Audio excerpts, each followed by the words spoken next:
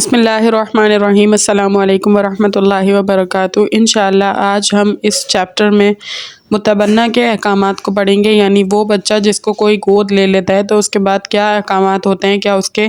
والد کا نام ہی جاری رکھنا قرآن کریم کا حکم ہے یا نہیں ہے۔ اس کے بارے میں بہت سارے لوگ گناہ کا شکار ہیں، تو اس کے بارے میں سنت نبی صلی اللہ علیہ وآلہ وسلم سے جو ہمیں سبق ملتا ہے اور قرآن کریم کی جو واضح آیات ہیں اس سے آج اس کا حکم جاننے کی کوشش کریں گے۔ قرآن کریم کی سورت احزاب میں آیہ 4 میں اللہ تعالیٰ نے واضح طور پر متبنہ یعنی اڈاپٹڈ چائلڈ کے احکام کو بیان کیا ہے۔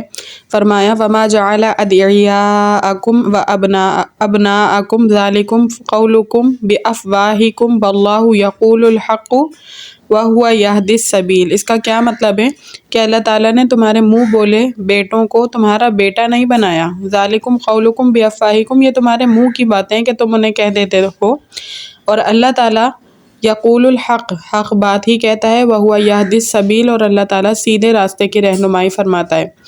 ادعوہم لآبائہم هو اقسط عند اللہ، انہیں پکارو ان کے والدوں کے نام سے، یہ زیادہ انصاف کے قریب ہے اللہ کے نزدیک۔ فَإِن لَمْ تَعْلَمُوا آبَاءَهُمْ، پس اگر تم نہ جانتے ہو ان کے والد کے نام، فَإِخْوَانُكُمْ فِي الدِّينِ وَمَوَالِيكُمْ،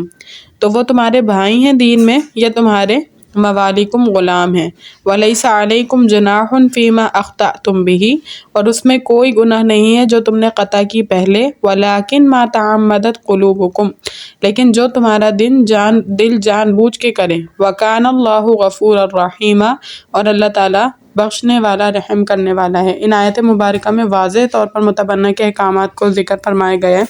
کہ متبنہ کو کبھی بھی اپنے نام سے پکارنا جائز نہیں ہے، بلکہ اس کا جو حقیقی والد ہو اس کے نام کے ساتھ پکارنا ضروری ہے، ورنہ آپ اللہ تعالیٰ کی جو ہے اس وعید کا انسان مستحق بن جائے گا جو اللہ تعالیٰ نے فرمائی ہے۔ یعنی اللہ تعالیٰ جس کام کو بھی منع فرماتے ہیں اس سے رکنا ضروری ہو جاتا ہے۔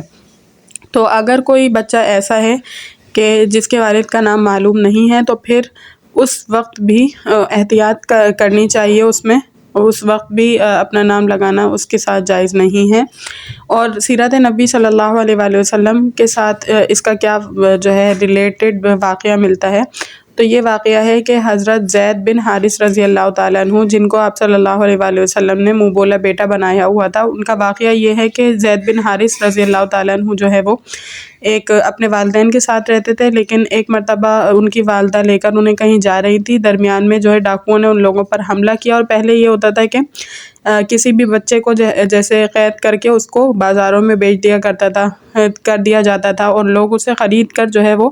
اپنی ضروریات پوری کروا دیتے، گویا کہ اسے غلام بنا لیا کرتے تھے۔ تو حضرت زید بن حارث جو ہے اپنی والدہ کے ساتھ موجود تھے، ڈاکوؤں نے جب لوٹا تو انہیں غلام بنا لیا اور انہیں جو ہے بازاروں میں فروخت کر دیا۔ جب بازار میں فروخت ہونے کے لیے گئے تو حضرت خدیجہ رضی اللہ تعالیٰ عنہ نے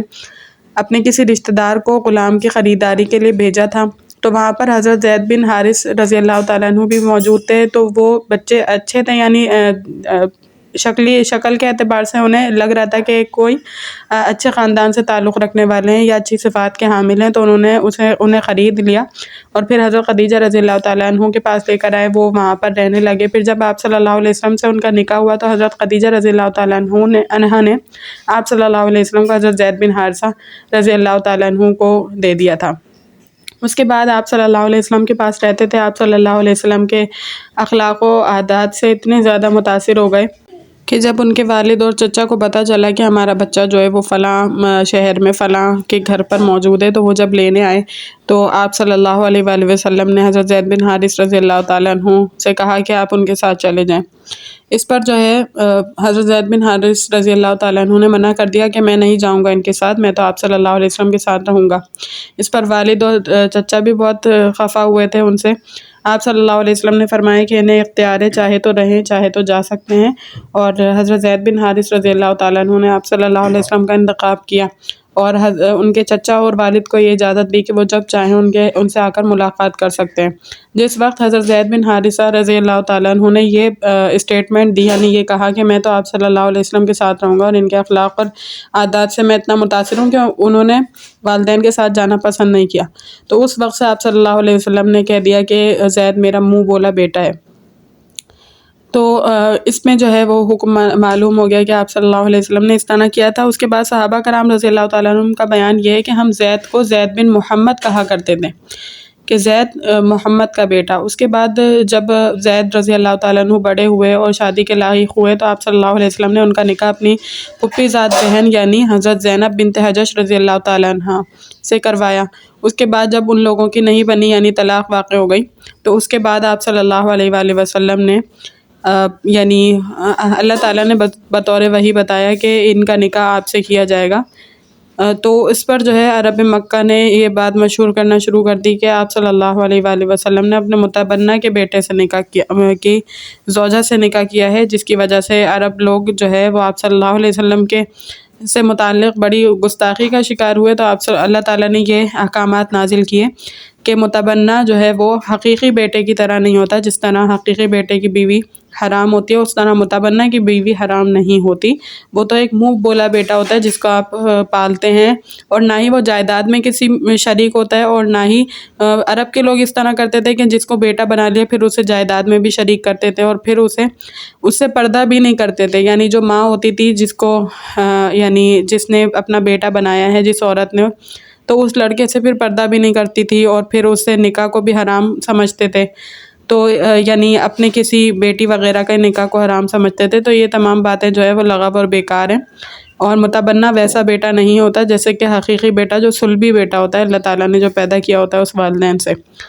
تو اس کا واضح حکم ہمیں مل جاتا ہے کہ آپ صلی اللہ علیہ وآلہ وسلم نے پھر زید بن محمد کہنا ان لوگوں نے ختم کر دیا تھا آپ صلی اللہ علیہ وسلم کے ان کے بیٹے کو، جب یہ واضح آیتیں قرآن کریم میں نازل ہوئی۔ تو اس میں بہت احتیاط کی ضرورت ہے، آج کل معاشرے میں بہت سارے لوگ اس گناہ کا شکار ہوئے ہیں۔ وآخر دعوانا الحمد للہ رب العالمین۔ السلام علیکم۔